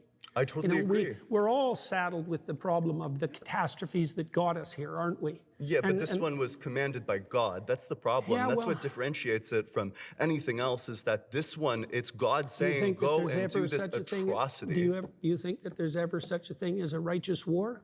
I'm skeptical. I'm not sure. It would probably be situational. Well, right, fair Yeah, enough. but I this mean, one people, certainly wasn't a just war. The context for the Amalekite slaughter is that 400 years earlier, they fought one battle, which they lost, and God says, that's it, I'm going to wipe them off the face of the goddamn earth. And then 400 years later, he commands the Israelites to genocide their great-great-great-great-great-great-grandchildren. That's not a just war at all. And also, a genocide is not a war. well, a genocide can be a war, but Absolutely not. Look. The genociding of the Amalekites, the men, the women, and the infants, that's not a war. The infants aren't combatants. That happens in war, though. This is a meaningless. Semantics isn't generally meaningless. This is meaningless semantics, though. look, I already said that it's very difficult to look at the blood-soaked past and to know exactly what to do about it. The answer I gave to the gentleman who was I'd argue that Hindus and Muslims share several Christian ethics, such as altruism, justice, and mercy. For example, reaping what you sow is just karma. Atheists coming to these values isn't that no, it's not even like we all sort of share what's called like a normative ethic system. Like most people in society can agree that like killing someone that isn't like harming you is wrong. Like that's like a general baseline normative ethic, and most of us come to most of these normative ethics however we get there. Like there's all sorts of different ways to get there, but we all kind of get there. And now they're just doing semantics over definitions again. sitting here before you is that it's necessary to read a text like the Bible at all of its levels of analysis simultaneously. And there's a directional morality that emerges across time, that has its roots in the Old Testament, for example, with its restrictions against murder specifically, that makes itself manifest in the Christian texts as the insistence on voluntary self-sacrifice as the foundational belief. That's a profoundly anti-violence ethos. Do you have the belief in your theology? Well, what do you think of that? Wait a sec. Now, redress what I just said. So I'm about to address it, but I'm addressing it with a question. Do you think that God is by his very essence perfect? You'll have to provide more. Sure, just like maximally great in all like the great making qualities. Sure. Yeah, like flawless. Yeah. So, so does a flawless thing change? Does a flawless thing reveal like more and better information over time, or would a flawless thing say, here's what's good, here is the absolute good thing to do at all circumstances in time? Well, we know some of that. Wait, Tell the truth. That's one. That's totally fine, but presumably... No. You don't get to skate over that. That's totally fine. It's a straw man of my position. It's a straw man of the argument. So the argument is that God... wait a sec. You said find one maxim that's transcendent across situations. I didn't say any of those words. I'm not sure what conversation you're a part of. Don't be a smartass. I'm sorry. Seriously. I mean it. If we're going to have a serious conversation, conduct yourself properly. Okay. Okay. Rephrase your question so that, because I must have missed it. I tried to answer it. So in my mind, I guess by my lights, a perfect being doesn't change. A perfect being, if they're maximally good, maximally moral. Does our understanding of the perfect being change? Our understanding might, but presumably what the perfect being is revealing. Well, I agree. How do we distinguish between that, though, at the human level? How do we distinguish between whether... Between our transforming understanding of perfection and perfection itself. Between our... We can only... Yeah, well, we can only see through our own lenses. Presumably a perfect being would be revealing all of these aspects all the time, especially if God's outside of time. I don't know how a God who's outside of time is revealing different things at different times. That just seems like incoherent to me. Imagine something that's perfect. Sure. And complete. Sure. Okay, and it's trying to communicate with creatures who are anything but that. Sure. Well, they're going to get it wrong. Sure. Okay, now wait a sec. Do you blame that on the interpreters or the phenomena itself? So like, for example, are you perfect in attending to your conscience? Hold on. At the point in time when God is literally the one who created us, he could have created us in a way where we would always be receptive to these principles, where we don't have to go across like a learning curve where, you know, maybe we'll understand like free will. thousands of years in the future, maybe we'll do it. Oh, also, if you believe in an all-knowing God, then free will is impossible because wait a sec. Let's not go to that because yet. You threw free will into the mix. Well, that was the answer to your question. Yeah, and you said, why wouldn't God? Well, you know, it's 1,000 years of deep thinking philosophers would disagree with you. But and 1,000 years of, or at least like the last 50 years of philosophers would disagree with you. These analytic philosophers, people like Graham Oppie make arguments about the incompatibility of omniscience and free will, that if God created this world, if he chose this world instead of that world, then he makes it causally inevitable every single action that you are going to make. If he made a world where we were just electrons in love, then none of this would have happened. But by making us in this world, knowing exactly what's going to happen in the future, it makes all of those events inevitable, which means that they're all causally determined, which means that we have no free will if you believe in an all-good God or an all-knowing God that made everything. Well, have it your way. Okay, cool. So then the free will theodicy fails. Well, it fails for you. Ooh. He's making a good point. He's very bad at portraying his point, but he's making a good point. And I think that if Jordan's gonna argue against this, I've heard better refutations of like the specific genocidal story that he's referencing. But if God's all-knowing, then it becomes circular. It's like, why would he create it like this? Well, because he wanted us to have free will, but he knew what the result of the free will would be. And if he's all loving, why would he be accepting of that result? And now you're just in a circle. We're going to watch the, what's his name? Alex, the skeptic after this. He basically does the opposite Surrounded. So we're going to watch that one next. That doesn't mean you've disproved it. I mean, you tried to make the argument. Yes, you tried to make a case for a causally deterministic universe. I don't think there's any evidence for that at all. Do you think that God could have created a different universe than the one that he created? I have no idea.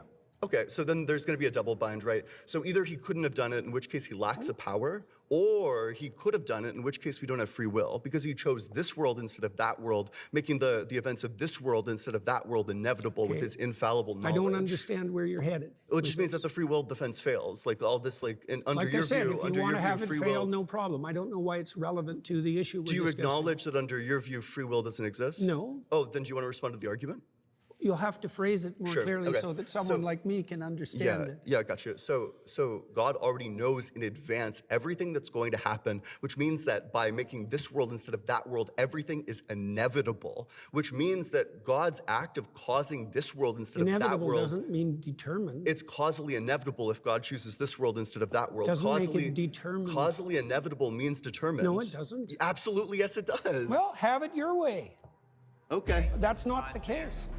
You've been voted out by the majority. Please return to your seat.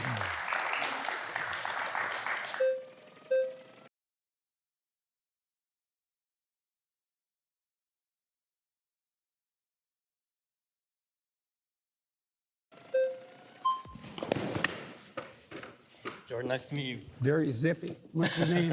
I'm Liam. Hi, Liam. How are you doing? I'm doing well. How are you? Not too bad. Good, I'm surrounded by atheists. My question to you, let me scoot in, would be, what does it mean to accept Christian values precisely, or Christian morality? It means to aim up as hard as you can, no matter what happens to you. Okay. Okay. So I think that that's a very broad definition of what Christian morality is. Yeah, but it'll come in handy at some point in your life. Right. But I think that many different disciplines and theologies. Well, you asked for a truncated answer. Eh? Right. I mean, there's other ways of representing the situation, but I wanted to give you something that was kind of foundational briefly. Yeah, that makes sense. It doesn't mean it's, exhaustive. Yeah. I could say that you would have to believe that Christ is God and he died for your sins, right? But that's in a very difficult way to understand. That's the same claim. Yeah. If there are other theologies and disciplines that have similar types of values, how then is that definition mean? Wouldn't those also be Christian values under your definition? That's a good question. I spent a lot of time studying different religious systems from all over the world and found multiple interesting layers of concordance. Right. So, for example, in ancient Egypt, their god Horus, who was the reviving god of the totalitarian state, the corrupt he was the god of attention. Right, and the Jews hypothetically came out of Egypt, and there was crosstalk between Egyptian and Jewish foundational morality, and then that bled into Christianity. I mean, human beings all over the world have come up with moral systems that fit roughly into a pattern, and they're very usefully studied. I learned a lot about Christianity by studying Taoism, for example, a lot. So I think you can make a case that Christianity formalized the landscape of good and evil more comprehensively and in more detail than any other religious system, and I think that that's part of the reason that it defeated paganism and spread so broadly across the West and is still dominant, still understructures our culture, for example. The way you feel about Horus or Taoism or something is how I feel about Christian morals, I think. Yeah, but how do I feel about them? Well, that you took inspiration from them, you learned from them. Maybe that's a good start, right. Because I would say that actually constitutes belief. Like you said, well, look. Right. In Noah, in the story of Noah, right? Noah is inspired by the apprehension that all hell is going to break loose. Okay, Yeah. He regards that inspiration as God. Okay. Right, and when God comes to Abraham, he comes to Abraham as the spirit of adventure. It's inspiration. One of the definitions of God in the Old Testament, unsurprisingly, given the derivation of the word, is inspiration. And so if you take inspiration from Christian ideas, then insofar as you do that, you are in fact a believer, which was my point with regards to atheists not understanding. But have you taken inspiration from Taoism or from studying Egyptian mythology? Definitely. So then you believe them under that definition? Yeah, but I've incorporated them into something I think that's more comprehensive. Is it possible to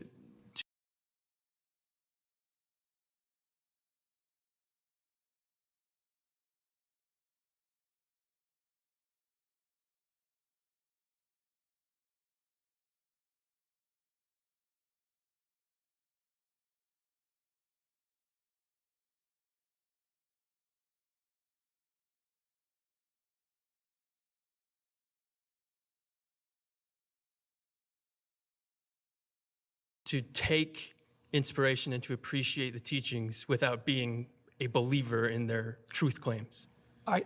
It depends. No, I don't think so. But I think, you see, there are different kinds of truth claims, right? There's propositional truth claims, which are the truth claims of what you say. And then there's embodied truth claims, which is the truth claims of what you do. That should be prioritized. Optimally, what you say and what you do would be brought into harmony. But I would say if you had to prioritize, it should be what you attend to and what you act first.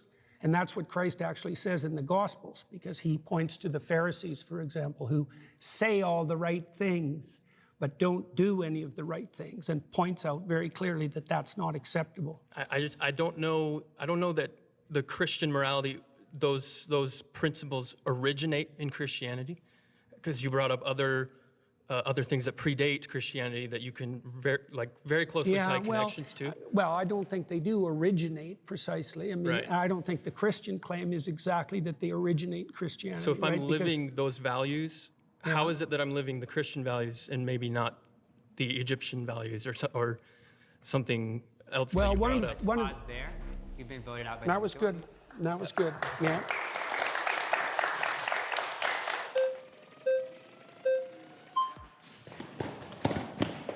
Hi. Hello there. How you doing? I'm good. How are you? Good. What's your name? I'm Kumari. So I was curious about this like Christian morality that you're talking about, because a lot of my issues with Christianity have to do with the base morality of it, specifically with like the idea of like the rapture and how we see people that aren't going to come up with us with the rapture, and that concept of heaven and hell. I don't really agree with that morality. But if you could explain that to me and how I do agree with that, I would love to like. Alrighty. Well, I can't explain the rapture to you because that isn't something I concern myself with, and that's more of a That's true. sectarian belief than something that's central to Christianity. Now, there's all sorts of evangelical Protestants who might disagree with that, but that doesn't have anything to do with me. You asked a deeper question with regard to, let's say, heaven and hell and judgment. Yeah. Well, that's a tough one, right? I mean, sin, you could put it this way, sin is what puts you in hell, right? And so then you might ask, well, how do you know you're in hell? How about you do anything to get out of it? Can I ask you How a about you question? know that you put yourself... Wicked001, welcome to the chat. Godspeed. Yeah, I muted myself by accident right before I got up.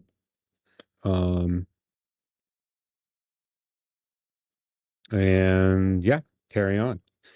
there. Do you think is sin like a part of Christian morality?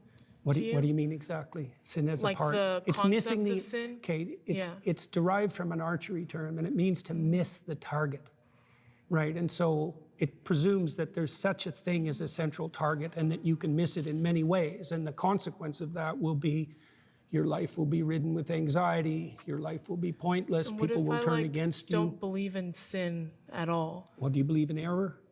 Have you made any mistakes? What if I believe that the mistakes that you make, that they're fixable, and so that no sin is finite, and that the Well, idea that's a Christian belief. of the idea of hell, I don't believe No, in it's it. also a because Christian belief, by the way. A Christian belief is hell? No, that there's no sin that, well, there's one. The sin against the Holy Ghost is unforgivable, but that's really the sin against the process that would enable you to learn. Okay. But there's a Christian belief that hell does exist, and if I commit sin, I'm going to go there, correct? Yes. So what if I don't believe in that? Like I think Well, okay, let me that when you, okay, can I that's explain good. a little bit? Sure. Okay, thank you. I think that when you commit sin, that it's because of a lot of environmental factors in your life, like where you were born and who you were raised by. And so there are certain things that lead you down a dangerous path. And once you are dead, I think you're kind of removed of that person. There's no like, there are no factors of the earth that have to. What happens after death. Right. So I would ask you, in these times that you've suffered terribly in ways that you thought would never end, do you believe that you had any causal role in that? Like, did you play a part in that? In my own suffering? Yeah. Maybe sometimes I would say that there was a part that I played in that. Okay, but I that's also the thing do to think find that, out. I think that maybe it's like a concept of free will that I don't really believe in, somewhat of free will, that I think that there are certain things in your life that lead you to do certain behaviors. And so when you commit those sins, you go to hell. I'm not too sure why you would still be reaping the consequences do you of believe, that. like I said, I can't Yeah. address that. Do you believe that you can change? I do. Do you believe you can change for the better? I do. Do you believe that when you change for the better, you abandon the things you've done in the past that weren't good? I think that you can. Okay, then that's very much in keeping with Christian doctrine. Can you explain to me how that's in keeping with Christian Well, doctrine? you believe if you would go to hell for okay, those things? You believe you can improve. Yeah. Right? And you believe that if you improved, you would let go of things that were impeding you. That's a sacrifice. You believe that improvement would be upward, and you believe that you have agency in that. Yeah, those are all Christian presuppositions. I guess maybe we have different opinions of what Christian morality is. Yes, sounds so like I think that my opinion of Christian morality is something that I don't really agree with, and maybe you would define that as like the foundations of Christianity. Let me give you an example. So if you want to atone, which means to unify yourself and unify that with the world, then the first thing you have to do is figure out what you did wrong and admit it.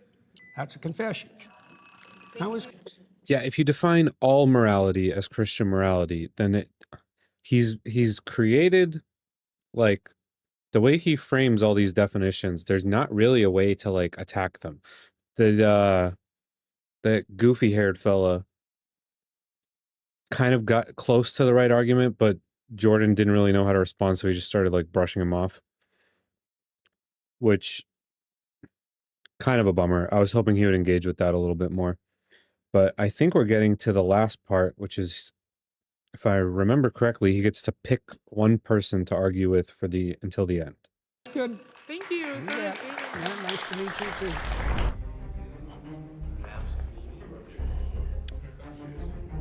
I picked Zena because I think she asked genuine questions and wasn't trying I agree, she was the smartest person that was up there so far. to win. Okay, well, hello again. Hi there. My claim is Jordan Peterson's framework for understanding Christianity is probably not the one that the Bible intended us to use. In regards to the way that you interpret the Bible, I don't see, you have said in some... Bro, she's saying what we've been saying the whole time. I like this girl. She's smart. Circumstances that there's not a way to kind of say whether or not ontologically the historical claims made by the Bible are true. Like, for example, the story of Cain and Abel. You've said that this story is like a meta-truth in the sense that it exists all throughout time, culturally. And the way that you define meta-truth, I don't see a distinction between that and like a metaphor, right? But and you also said that you cannot say whether this story was true. You can say that it exists eternally, metaphorically, but you can't say that it's true. And if you can't say that there are historical facts being said in the Bible as stories that weren't really said with much ambiguity, how can we say that we can understand the Bible in the way that it's meant to be interpreted? Like, if you cannot make any claims about these stories, right? You don't know they're true or false. How do you know that your interpretation is the correct way? So that's why I picked you. You ask intelligent questions. Thank you. Yeah, that was good. What do they say? By their fruits you'll know them. Okay. Right. Well, so one of the things I look at is the impact of what I'm doing. Right. And so I know a lot of evangelical Christians, a lot of Catholics, a lot of Orthodox Christians, a lot of people from other faiths.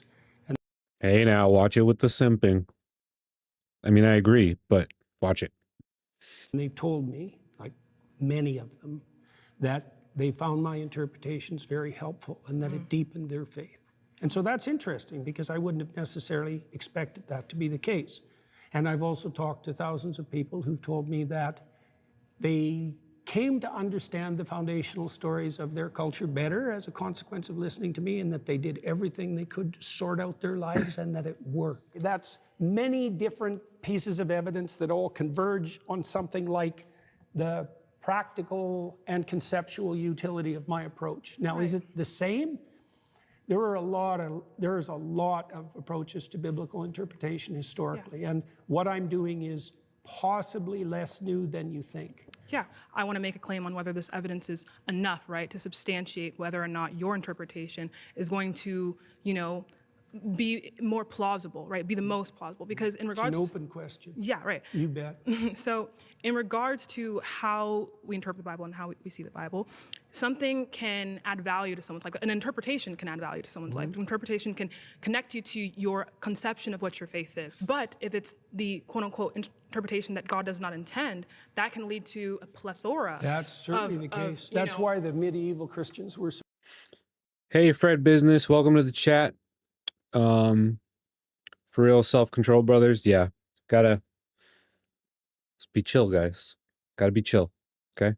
So concerned about heresy. Exactly. Yeah, because they felt, and that's why the Catholics objected so much to the Protestant Reformation, because they believed that the fractionation of Christianity would result in an indefinite fractionation, right? Well, and that's exactly what's happened. Right. So yeah, that's definitely a problem. I think one of the foundational principles, for example, there's a foundational principle in the Old Testament of hospitality. Right. So what you want to do if you set up your local environment properly is to make it welcoming to people voluntarily. And so one of the ways you could judge the validity of the interpretation of a classic story is that whether or not that interpretation might be regarded by someone as welcoming. Does that represent something you'd actually like to have if you were acting in your own interest in the long run? Right, and we can talk about that.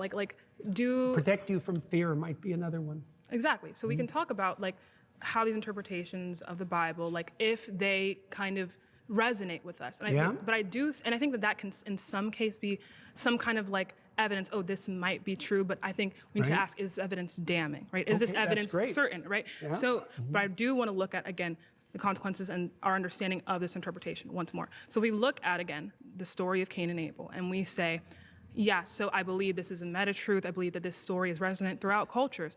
That is all true and dandy, and I'm sure that there is in some way, the story was put in here for the reason, right?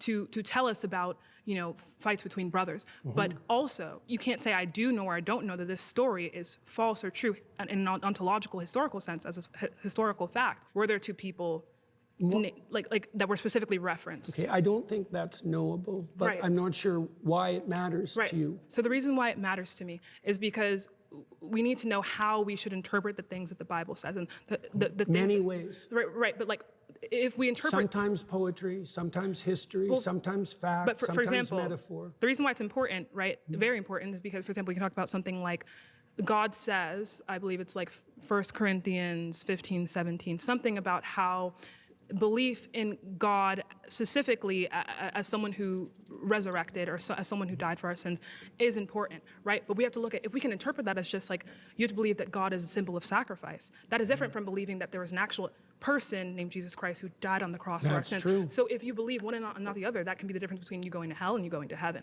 So if we cannot make, we cannot say that we know whether or not certain historical facts in the Bible happen, even as just events, because the events matter, because again, God dying for our sins on the cross was an event. If we can't say that we know these things happened, these things did or didn't happen, this then leads us to kind of the conundrum of how do we know what we are meant to believe, what the Bible intended for us to believe, and this can be very, very important to our fate. Do you see what I'm saying? I've got no disagreement with any of that. Yo, I'm gonna intellectually simp a little bit. This girl is really, really, I mean, I don't know her position on other stuff, but she is right on the money with this. Really intelligent, really thoughtful. She hasn't tried to attack him like that weirdo earlier. Are the literalists right? And this is tangible history. Yeah, so it's the conundrum of if we're supposed to take it one way and it is so quick that if we take it the wrong way, we're to hell now, then it becomes a really important thing that you sort of have to come up with some kind of answer for. And that's what she's challenging Jordan with here. And it sounds like he's happy not to have an answer. It sounds like he's happy to be confronted with this and not really have a full answer. What sort of response do you want from that? So you pushed me beyond the limits of my knowledge. Really? Well, I think there's so many things you can't know. I'm struggling. I know that the biblical stories are the foundation of Western culture. I know that the consequence of those stories has been the genesis of a society that is in the main freer and more abundant than any societies have ever been. I don't exactly understand the relationship between those stories and that outcome, but it's not nothing. Right. But I don't know the answer to the questions that you're asking. You know, it's the case that forever when people have been interpreting religious stories, they wrestled with exactly the question that you just described.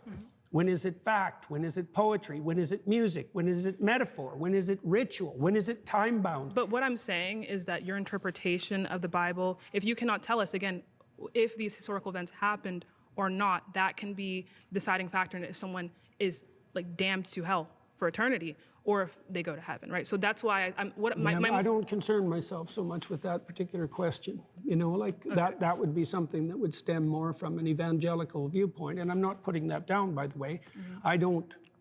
You're asking me a question I really can't answer. Okay. I'm not claiming even that my interpretations are canonically correct. I can only tell you the consequences of having released them into the world, let's say. Right. So I guess we've kind of come to a conclusion about that, which I've kind of wrestled with your framework and pushed it kind of to its end, at least in the way that you can answer my question. So I don't know that we can more wrestle with that. See, I guess the problem is, you see, I don't exactly understand, I don't think anybody does, the relationship between fact and destiny. You know, well, they're different realms in a way, because knowing what the world is made of doesn't help you navigate through it. Not really. It doesn't provide you with a foundation for navigation.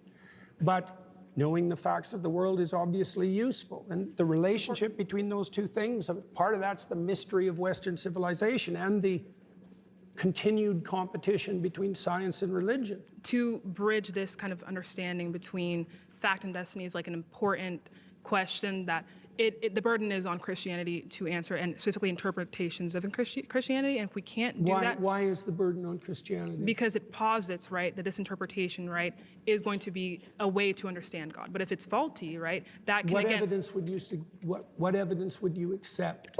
That would be an interesting question, because I've seen people try to answer the question, and I've never really been moved, because I can always attack and then again kind of get to this point where the answer is I don't know. Well, here's an answer. Let's pause there. I'm sorry, that's time. Okay. All right. Well, that was good. That was good. That was really good. She asked a lot of great questions. I mean, he pretty much was like, I am in a corner and I'm fine being in this corner. Like, because you did ask me the right questions to put me in this corner. It wasn't like, gotcha. It was like actual pointed questions that really got to the heart of like why atheists would be concerned with this conundrum that doesn't seem to have an answer. And I think it's a valid one. What's her name? Zena. Damn. thank you so much for the rest. Good stuff there. I picked the right person. Thank you. That was very good. Thank you. I agree. He picked the right person for sure. I don't like talking to win, but there were portions of all the conversations that were truly productive, and that it's instructive for people to see the distinction between a debate that's aimed at local victory and dominance, let's say, even of ideas, and a discussion that's predicated on mutual exploration and establishment of like a harmonious understanding and peace. Jordan Peterson, out of all of the kind of theists that are on the internet, he is one of the better ones in regards to just like being genuine as a person. But I do feel like he does a lot of, I guess, wordplay that can make it a little bit difficult and kind of just muddies the waters in regard to what we define as Christianity and atheism. Jordan Peterson, I credit. Yeah, he makes it really, really broad. Really up for interpretation there. To turning me into an atheist. I had a blast talking to him today. I think if the average person followed what Jordan Peterson said, they'd realize that fundamentally Jordan Peterson is not a Christian, in fact, uses many atheistic principles, and operated under bad faith by seeming to forget what basic words meant when he didn't want to answer a question. Okay, that was a bad faith interpretation of the conversation you just had, but okay. His definitions can kind of shift a little bit depending on the moment. And I think that he wasn't afraid to flex that definitional muscle. And I felt really good about our conversation. I thought that it highlighted some key issues in Jordan Peterson's theology. I hope he reflects on these issues and maybe deepens his perspective on them in the future. With Zena, she was able to build up such a rapport that he chose her in the end, and they were able to have an extended dialogue, which is something I had hoped for. So maybe I learned a little something from Zena about being more cordial. All right. So that was cool.